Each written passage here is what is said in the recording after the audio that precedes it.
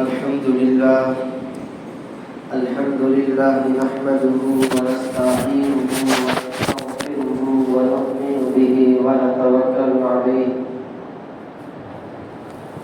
ونعوذ بالله من شرور أنفسنا ومن سيئات أعمالنا من يهده الله فلا مضل له ومن يضلله فلا هادي له ونشهد أن لا إله إلا الله وحده لا شريك له ونشهد أن سيدنا ومولانا محمدا عبده ورسوله قال الله تعالى في القرآن المجيد ولا تقولوا لمن يقتل في سبيل الله أموات صدق الله العظيم وقال النبي صلى الله عليه وسلم أفضل الصيام بعد رمضان شهر الله المحرم أو كما قال عليه الصلاة والسلام محترم عزیز دوستوں بزرگوں اور نوجوان ساتھیوں، اللہ تعالی کا کرم ہے، فضل ہے کہ اس رب کائنات نے ہم سب پر اسلام کا ایک نئے سال میں داخلہ فرما دیا ہے۔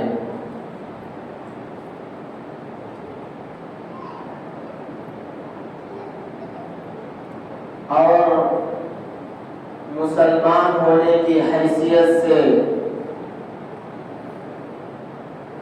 اللہ کے نبی صلی اللہ علیہ وسلم کے امتی ہونے کی حیثیت سے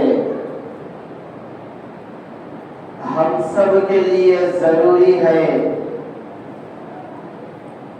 کہ ہم اسلام کے بارے میں، شریعت کے بارے میں، قرآن و حدیث کے متعلق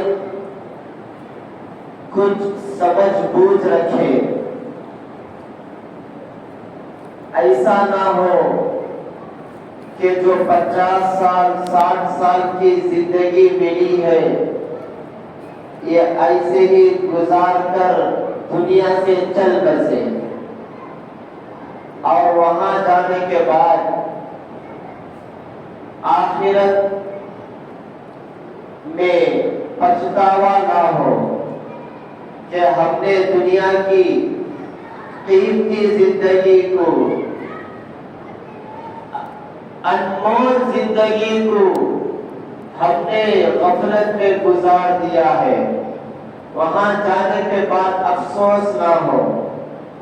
پہلے زمانے میں لوگوں کو متنبہ کرنے کے لیے، لوگوں کو جگانے کے لیے، لوگ غلط راستے پر جا رہے تھے تو ان کو صحیح راستہ دکھانے کے لیے، گمراہی کی طرف جا رہے تھے ان کو ہدایت کا راستہ دکھانے کے لیے اللہ تبارک و تعالی اپنے معصوم بندے نبیوں کو بھیجا کرتے تھے۔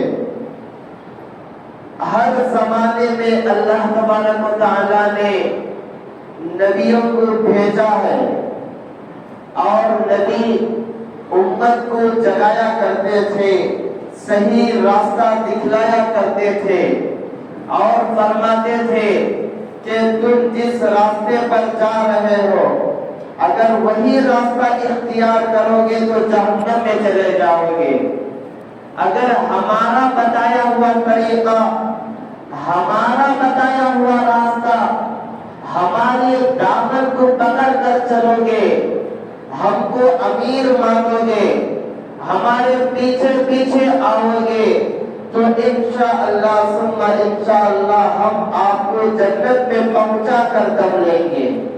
انبیاء کرام یہ فرماتے تھے، لیکن ہمارا اور بنیادی عقیدہ ہے. اگر کسی کے ذہن میں یہ عقیدے میں ذرا برابر بھی شک آ گیا تو وہ اسلام سے نکل جاتا ہے، اپنے آپ کو مسلمان کہلانے کا حق نہیں ہوتا ہے. وہ بنیادی عقیدہ ہے. اللہ کے نبی علیہ السلام خاتم النبیین ہے، نبیوں کو ختم کرنے والے ہیں. اس کا مطلب یہ ہے کہ اللہ کے نبی علیہ السلام کے بعد کوئی نبی آنے والا نہیں ہے، کوئی آسمانی کتاب اترنے والی نہیں ہے. اور لوگوں کو سمجھانے کے لیے آپ حضرات کے گھروں پر دستک دے کر صحیح راستے پر لانے کے لیے کوئی نبی پیدا ہونے والا نہیں ہے. اگر کوئی نبی ہونے کا دعویٰ کرے گا تو وہ جھوٹا ہے، کذاب ہے، لعنتی ہے. تو بہرحال اب جو ہم غلط راستے پر جا رہے ہیں، غلط راستہ کیا ہے، صحیح راستہ کیا ہے، یہ انبیاء کرام کے وارثین جو علماء کرام ہیں وہ آپ کو بتلائیں گے کہ صحیح راستہ کیا ہے، غلط راستہ کیا ہے. قرآن و حدیث میں ہر مسئلے کا ذکر ہے کہ کس مہینے میں کیا کرنا چاہیے، کس مہینے میں کیا نہیں کرنا چاہیے. اگر آپ علماء کرام کا دامن پکڑیں گے، علماء کرام کے بتائے ہوئے راستے پر آ جائیں گے تو انشاءاللہ ثم انشاءاللہ آپ حضرات بھی جنت میں چلے جائیں گے. تو آج کا جو عنوان ہے میرا وہ محرم الحرام کی حقیقت ہے. جو اسلامی مہینہ چل رہا ہے محرم الحرام کا، اس کی حقیقت ہے کہ محرم الحرام میں کیا کرنا چاہیے، کیا نہیں کرنا چاہیے، اور جو ہم کر رہے ہیں اس میں سے کتنی چیزیں صحیح ہیں، کتنی چیزیں غلط ہیں. اور اللہ کے نبی علیہ السلام اس ماہ مبارک کے مہینے میں کیا کرنے کو کہے ہیں. انشاءاللہ ضروری باتوں پر روشنی ڈالوں گا. آپ حضرات غور سنیے اور اس پر عمل کرنے کی کوشش کیجیے کہ محرم الحرام اسلامی سال کا پہلا مہینہ کہلاتا ہے. یہ بہت بابرکت مہینہ ہے، محترم مہینہ ہے، معظم مہینہ ہے، مقدس مہینہ ہے. یہ مہینہ منحوس مہینہ نہیں ہے. اس مہینے میں کیے جانے والے کام میں بے برکتی ہوگی، اس طرح کا کوئی بھی جملہ شریعت اسلامی میں نہیں ہے. اسلامی تعلیمات کے مطابق یہ مہینہ بہت ہی قابل احترام مقدس مہینہ ہے.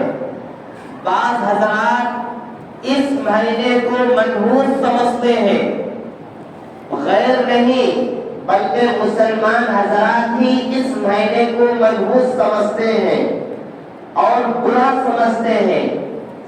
اور منحوس اور برا سمجھ کر اس مہینے میں بہت سارے کام جو کرنا چاہیے وہ کام نہیں کرتے ہیں. وہ کام نہیں کرتے ہیں. وہ کیوں نہیں کر رہے ہیں؟ اس لیے کہ اس مہینے کو وہ منحوس سمجھ رہے ہیں. جیسے شادی بیاہ کا مسئلہ ہے. آج جو محرم الحرام کا مہینہ چل رہا ہے، اس مہینے میں کوئی بھی شادی نہیں کرتا ہے، خوشی کا تقریب نہیں کرتا ہے، خوشی کا جلسہ نہیں کرتا ہے.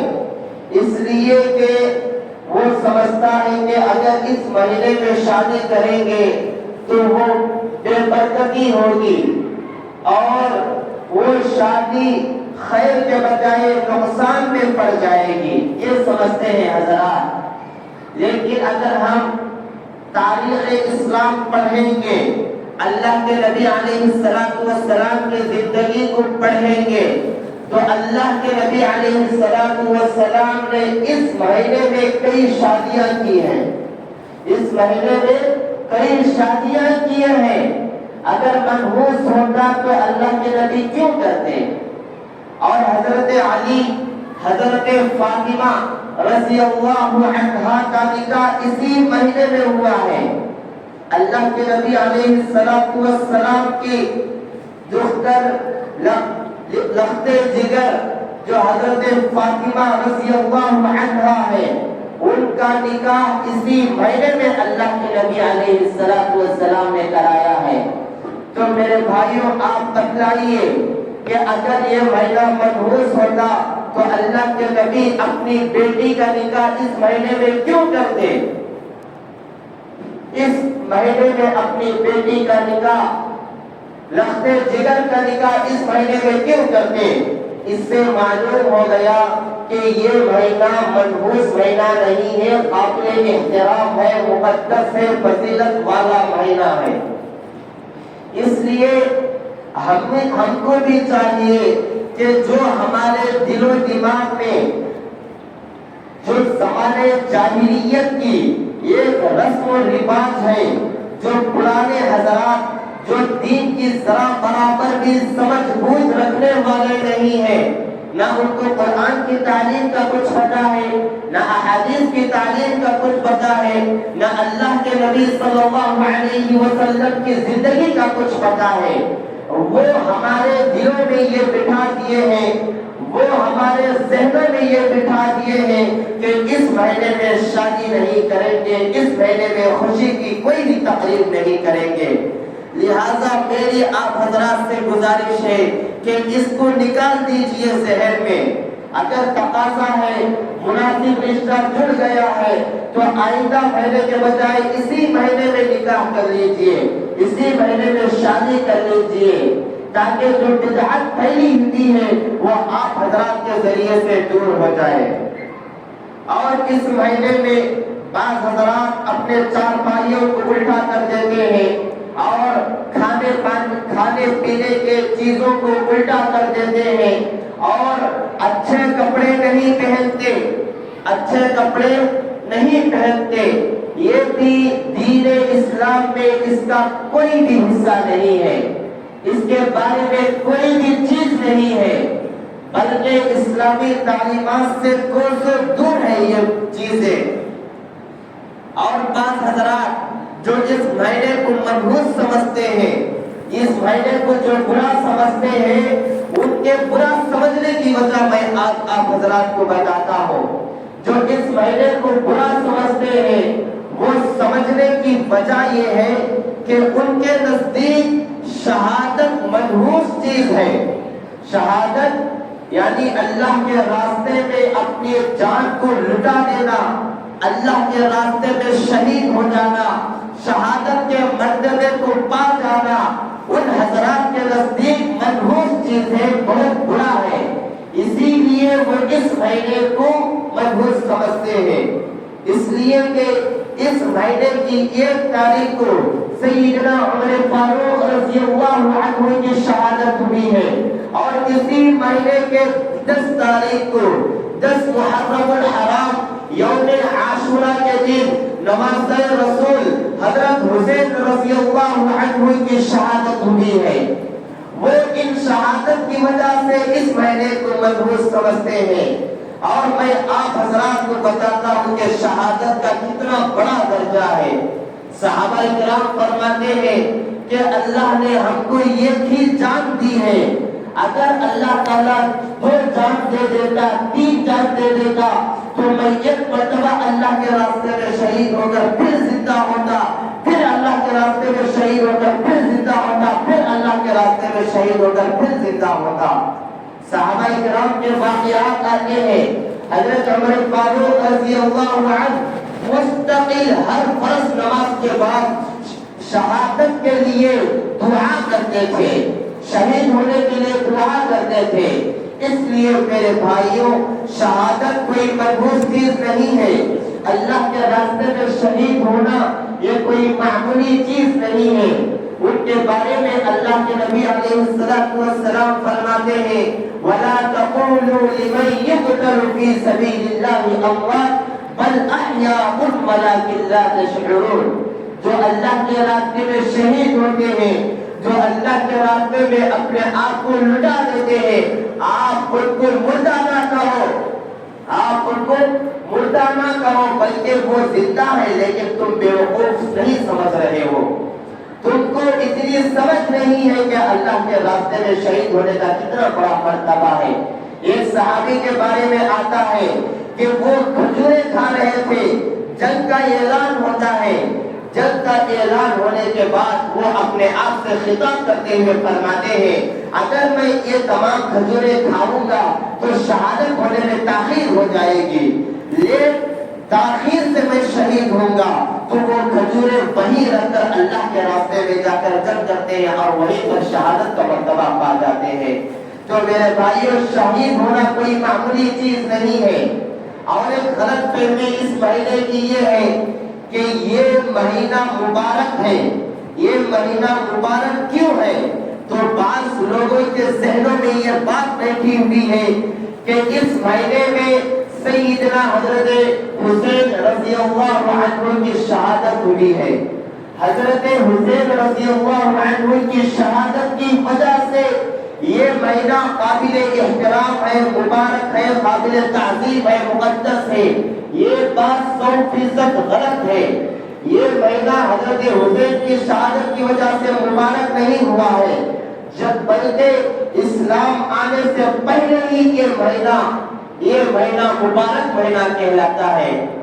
ان عدت الشہور عند اللہ 12 شہرا فی کتاب اللہ یوم خلق السماوات والارض منها 4 حرم۔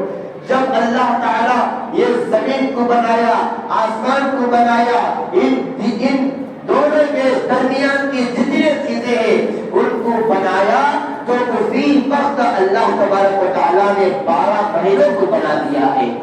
یہ حضرت حسین رضی اللہ عنہ کئی سو سال کے بعد، کئی سو برس کے بعد آئے ہیں، جبکہ یہ زمین و آسمان کی تخلیق جب ہوئی، جب محرم الحرام کا نام اللہ تعالیٰ نے رکھ دیا ہے اور 12 مہینے اسی دن اللہ تعالیٰ نے بنا دیا ہے۔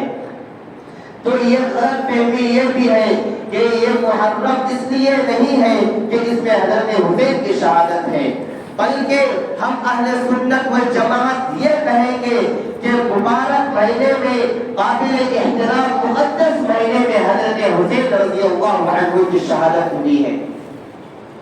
حضرت حسین رضی اللہ عنہ کی شہادت مقدس اور بابرکت مہینے میں ہوئی، ہم یہ کہیں گے۔ ان کی شہادت کی وجہ سے یہ قابل احترام مقدس مہینہ نہیں ہوا ہے۔ اور ایک غلط فہمی یہ ہے کہ اس مہینے میں بہت سارے بدعات اور خرافات ہم مسلمانوں نے جنم لے لیا ہے۔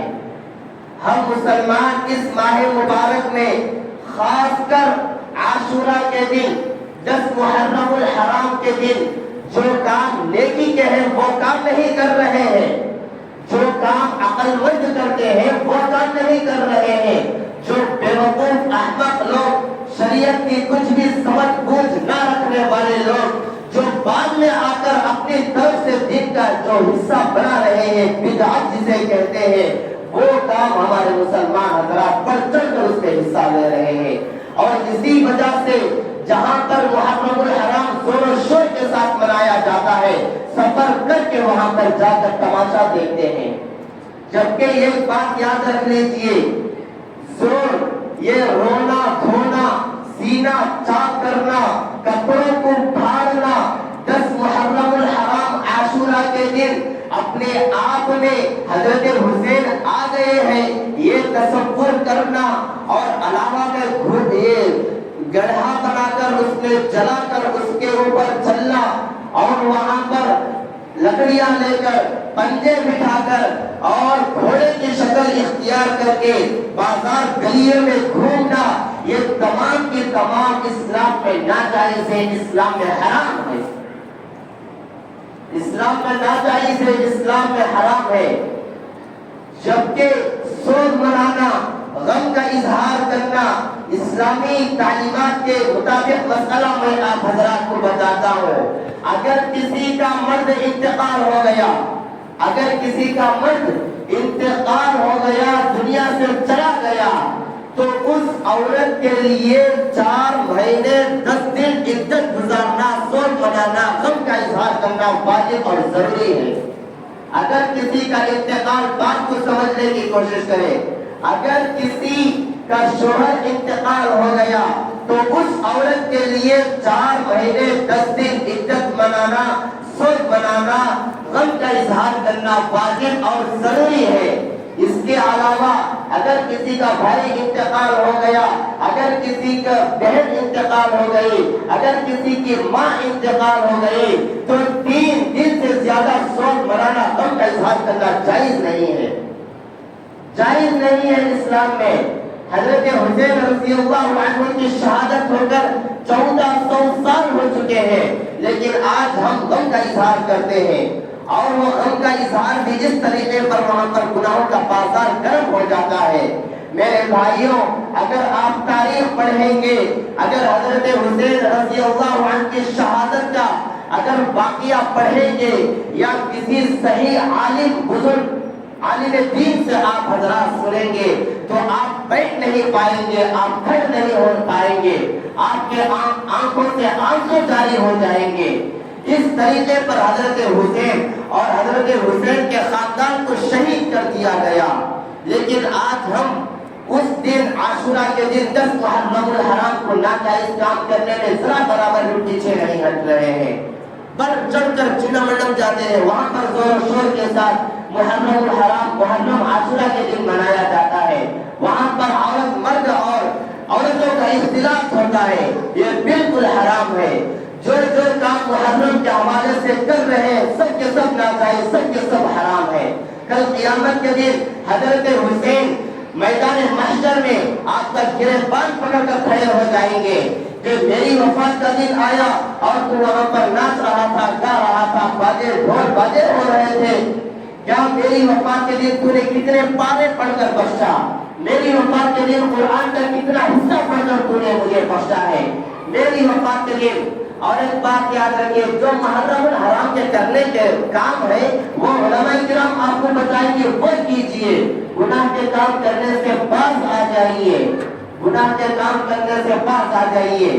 دیکھیے اللہ کے نبی علیہ السلام جب مکہ المکرمہ سے مدینہ المنورہ گئے ہیں، اس وقت وہاں پر دیکھا کہ یہود روزہ رکھا کرتے تھے، یہود روزہ رکھا کرتے تھے.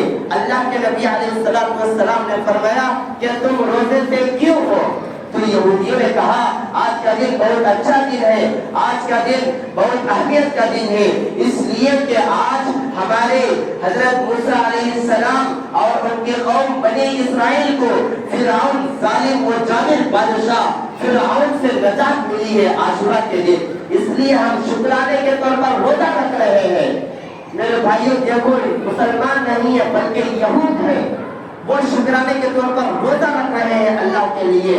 لیکن ہم اس دن کیا کر رہے ہیں؟ اللہ کے نبی علیہ السلام نے فرمایا کہ تمہاری بنسبت، تمہارے مقابلے میں ہم حضرت موسیٰ کو زیادہ ماننے والے ہیں، ہم حضرت موسیٰ ہمارے بھائی ہیں، تمہارے سے زیادہ ہمارا تعلق ان کا ہے. اس لیے حضرت نبی کریم صلی اللہ علیہ وسلم نے صحابہ کرام کو حکم دیا کہ تم بھی روزہ رکھو. اور یہودیوں کی مشابہت نہ ہونے کی وجہ سے اللہ کے نبی نے فرمایا کہ یہود یہ روزہ رکھتے ہیں، تم 2 روزے آپ روزہ رکھ لیا کرو، 9، 10 اور 10، 11. 10 کے دن روزہ رکھنا مستحب ہے، فرض نہیں ہے، مستحب ہے. اگر کوئی رکھ لیا تو انشاءاللہ اللہ کے نبی کی حدیث ہے کہ 1 سال کے پچھلے گناہ معاف کر دیے جائیں گے. اگر کوئی نہیں رکھا تو اس کے اوپر لعن و طعن کرنے کی آپ حضرات کو ہرگز اجازت نہیں ہے، ہرگز اجازت نہیں ہے. تو اللہ کے نبی نے یہودیوں کی مشابہت سے بچنے کے لیے 1 دن پہلے اور 1 دن بعد میں رکھنے کو کہا ہے. اگر آپ حضرات 2 دن نہیں رکھ سکتے، کولی مزدوری کرنے والے ہیں، دکانوں میں دھوپ میں کمانے والے ہیں حلال روزی، تو کم از کم 1 ہی روزہ رکھ لیا کرو. 10 محرم الحرام یعنی کل کا دن، آج رات سحری کیجیے، کل روزہ رکھ لیجئے.